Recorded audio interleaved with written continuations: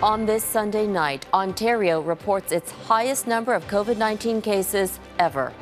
The rise of the variants across Canada. The consequences are obviously pretty dire. Why businesses refuse to listen to the health experts. We've had enough of this. Outdoor spread. A new warning about the potent power of the virus even outside.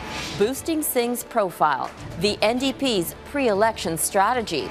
And repairing the royal rift. Could the death of Prince Philip bring Harry back into the firm? Global National with Robin Gill. Good evening and thank you for joining us. The race between vaccines and variants is at a critical point because this third wave of the pandemic is coming on strong. The surge is largely driven by variants of concern, particularly B.1.1.7, which was first detected in the United Kingdom. Health officials believe it is now the dominant strain in most regions, including Alberta. As of today, more than half of all the active cases in the province are variants of concern. Alberta has fewer restrictions than many parts of Canada. But as Heather Yourex-West explains, more and more Albertans are defying what public health orders are in place.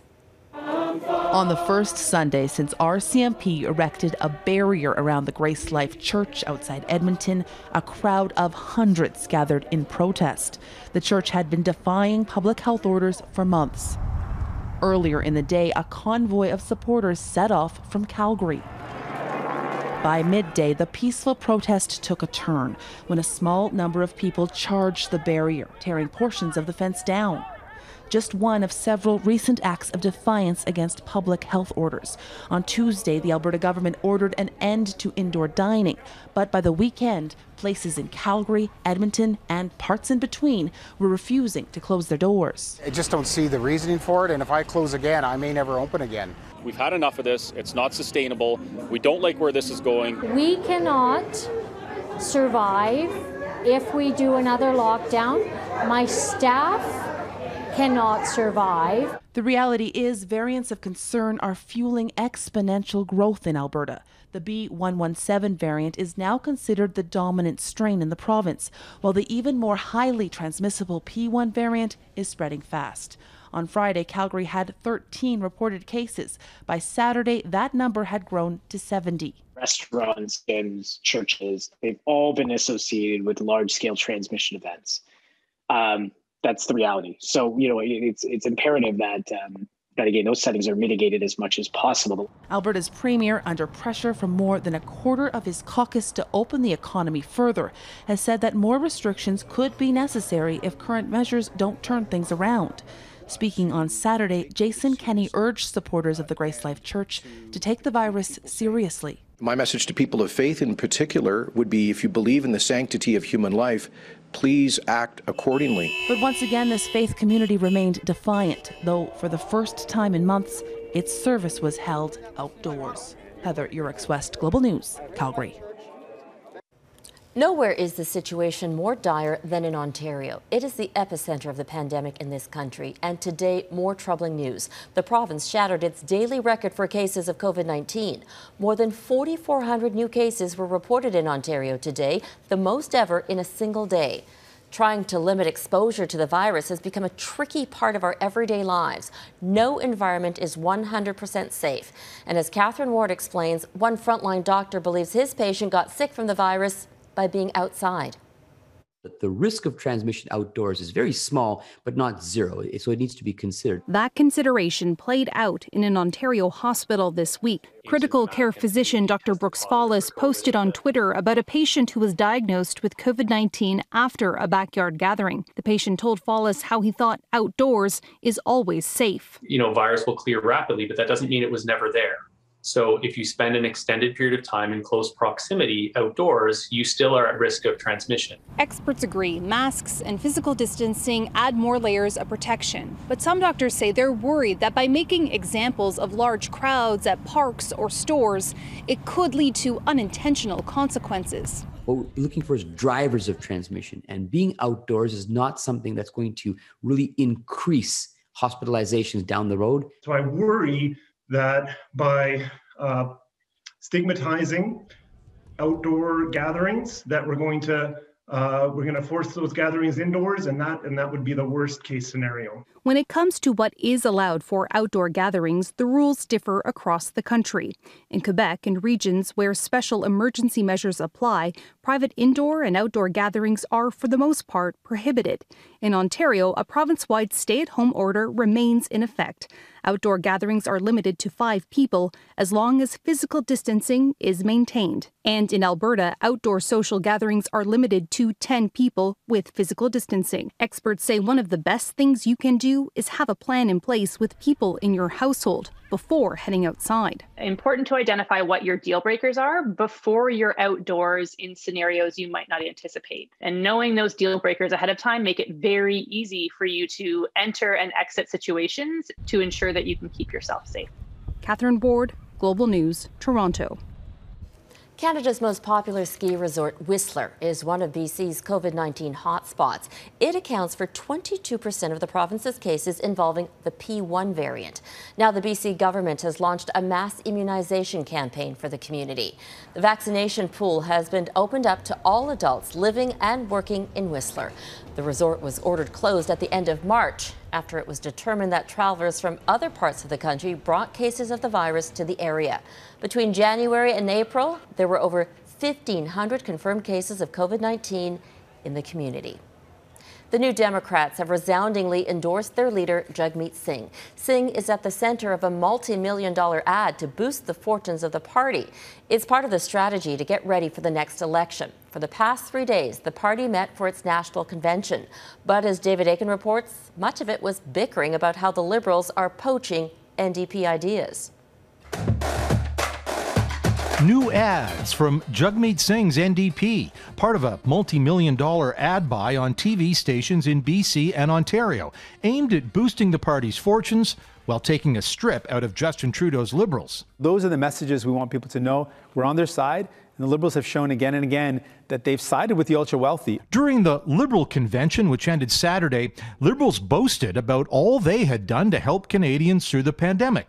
Singh, on Sunday at his convention, delivered a scathing attack on those Liberals, saying they would not have acted but for NDP pressure in a minority parliament. You know what we've seen in this pandemic is that the Liberals like to take credit, but New Democrats like to get results. We fight to get results. New Democrats have long been frustrated that Liberals get credit for scooping progressive ideas first proposed by New Democrats. Let's say to those parties that like to campaign as New Democrats, get out of the way. We're already here. For example, Liberals at their convention voted to make national pharmacare and a universal basic income their top 2 policy priorities. And yet, those 2 proposals have long been basic NDP policy. We've seen Liberals do this historically. That's kind of the ongoing problem, that they say one thing and they don't do it. And with pharmacare, what's really striking is this is a 24-year-old promise that they continue to break.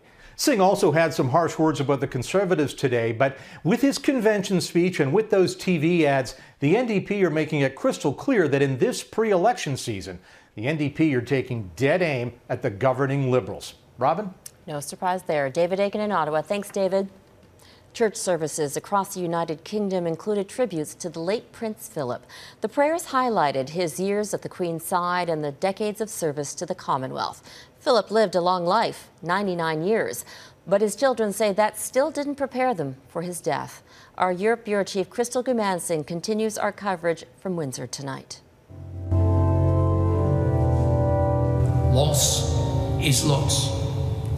For each person, it is felt individually. They are words of comfort at a time when hearts are heavy. The Archbishop of Canterbury is the most senior clergyman of the Church of England. The Queen, its supreme governor. For the royal family, as for every other, no words can reach into the depth of sorrow that goes into bereavement. Several members of the family attended a service in Windsor, pausing to reflect on the loss of Prince Philip. I feel very sorry and supportive of my mother, who's feeling it, I think, probably more than everybody else. It's still a dreadful shock, and we're still trying to come to terms with that. And it's very, very sad. But I have to say that the extraordinary tributes and the memories that everybody has had and been willing to share has been so fantastic. Mourners continue to leave flowers, cards, and mementos near the gates of Windsor Castle.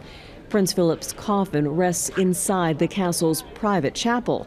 On Saturday, it will be moved a short distance to St. George's Chapel. The funeral will be the first public appearance for Prince Harry alongside his family in more than a year. Last month, Harry and his wife Meghan sat down for a very candid interview with Oprah Winfrey about what life was like inside the royal family. Harry acknowledged the strained relationship he had with his father and his brother. A shared grief at the present time because of the death of their grandfather, I think, is an ideal opportunity. I hope very much that it is possible to mend any rifts that may exist. Prince Philip's passing may unify the family. Princess Anne, in a written tribute, praised her father's many qualities, saying, "My father has been my teacher, my supporter, and my critic, but mostly it is his example of a life well lived and service freely given that I most want to emulate," adding, "We will miss him, but he leaves a legacy which can inspire us all." And Crystal, keeping with tradition, Charles now inherits something from his father. Tell us about that. That's right. When Prince Philip passed away as heir, Prince Charles received the title Duke of Edinburgh. But it is worth noting that when Prince Charles becomes king, that title, Duke of Edinburgh, will be passed down to the youngest, and it will be given to Prince Edward. Robin? All right, thanks for that. Crystal Singh in Windsor tonight. We have sad news tonight about the death of a veteran Canadian journalist. Matthew Fisher, a foreign correspondent, has passed away. I've just emerged from 37 days in the desert. Fisher was a familiar face on Global News. He spent 35 years filing stories from around the world, covering conflicts, including the wars in Iraq and Afghanistan. As our own Mike Armstrong remembers him, maybe every profession has their giants. Well, this was one of ours. He covered it all, everywhere. His family confirms he died yesterday after a short battle with liver disease. Matthew Fisher was 66. Still ahead, hundreds of storms pummeled the American South, and more bad weather is on the way. Plus, COVID-19 infections are hitting the U.S. harder than Canada.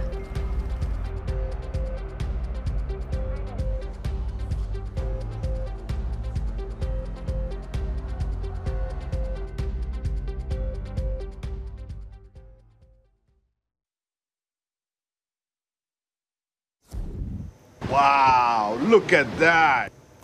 Millions of Americans are bracing for another blast of wild weather. More than 350 severe storms have battered the southern U.S. since Friday. There's major flooding in Mississippi, where 2 tornadoes touched down. Another ripped through a town in Louisiana, killing at least 2 people. Staying in the U.S., a record number of Americans received their COVID-19 shots, but hospitalizations are rising, especially in the Midwest. As Jennifer Johnson reports, it's all happening as the Biden administration promises to get to the bottom of how the pandemic began in China. Are you ready? Oh, yeah. The U.S. hit a record high Saturday, administering over 4.5 million COVID-19 vaccines in a single day. The good news comes as new cases in at least 32 states are rapidly rising, fueled by unvaccinated young people infected by the B.1.1.7 variant that originated in the U.K. It's more transmissible, it's higher morbidity, higher rate of hospitalizations, and causing a lot of young adults to get sick. Even though 1 in 5 Americans are fully vaccinated, hospitalizations are increasing. The Midwest has been hit the hardest. Michigan is now considered the nation's new epicenter, second only to Florida in cases of the UK variant. The governor is asking for more vaccines. What's happening in Michigan today could be what's happening in other states tomorrow, and so it's on all of us to recognize if we can squash where we're seeing hot spots, it's in everyone's best interest. Medical experts are again telling people, even those vaccinated, to take precautions, avoid large crowds, and wear masks in public. But Americans remain divided, including this defiant anti-mask crowd in Florida, saying they don't believe the Centers for Disease Control or trust the science. Science is pivoting along with our knowledge to be able to take care of this. And the benefits of the vaccine tremendously outweigh any potential downside. Meanwhile, the Biden administration is promising to get to the bottom of what exactly happened in China that led to the start of this pandemic. We need to do that precisely so we fully understand what happened in order to have the best shot possible at preventing it from happening again. Blinken blaming China for a lack of transparency when the outbreak began, which he says allowed the virus to quickly spread throughout the world. Jennifer Johnson, Global News, Washington. Still ahead, a Quebec man's warning about the virus after he nearly succumbed to it.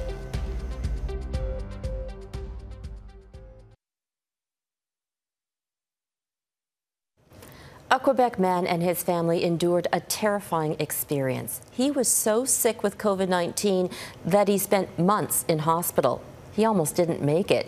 Now he's hoping his story can serve as a warning. Amanda Jelowicki reports. Well, today's the raffle at school. Hopefully we win a prize. On a sunny and hot spring morning, Peter Scoufaris enjoys the company of his wife and daughter.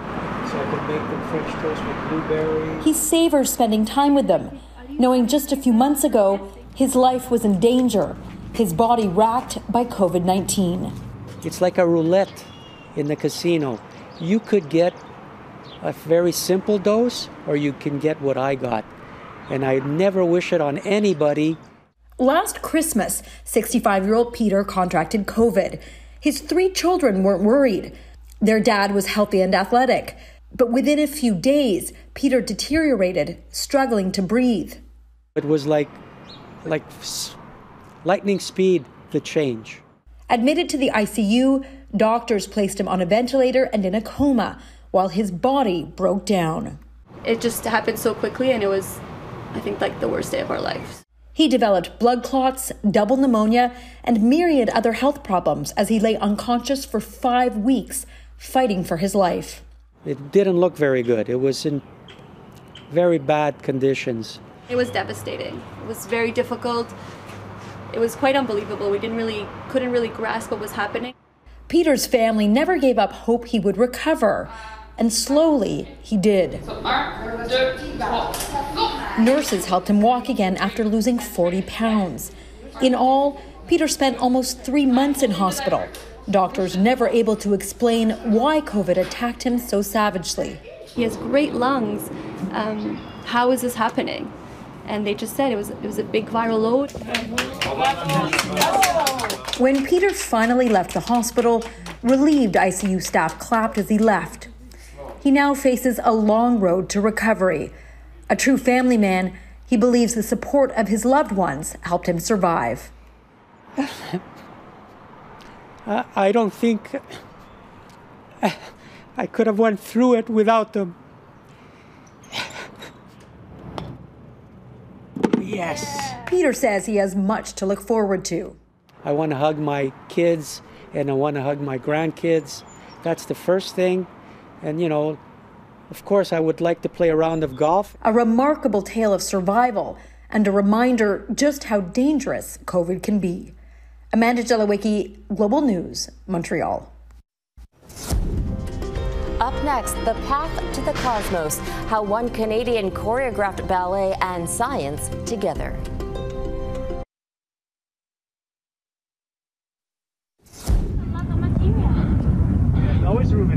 Well, La Soufriere isn't done. The volcano on the Caribbean island of St. Vincent has erupted again. Emergency officials can only describe it as a battle zone. At one point, the power was cut and water is hard to come by. La Soufriere first erupted on Friday. Many have been sleeping in emergency shelters since. Residents are told to stay indoors because of poor air quality. Ash has completely covered the surrounding villages. Even Barbados, which is nearly 200 kilometers away, is getting a whiff of it.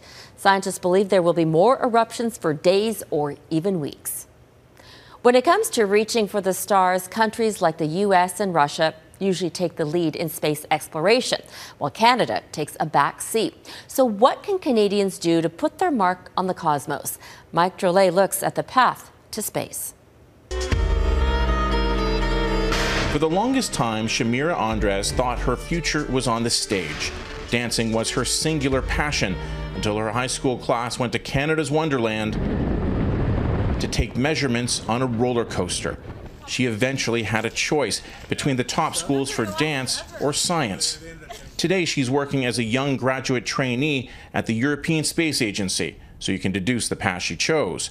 But she now sees a connection between her skills in ballet and science. For me, I would really love to be a dancing astronaut, if that is a profession that I can make. For now, I'm trying to find my passion in planetary geophysics and science communication and education. Canadians who dream of space are limited with what they can accomplish here at home.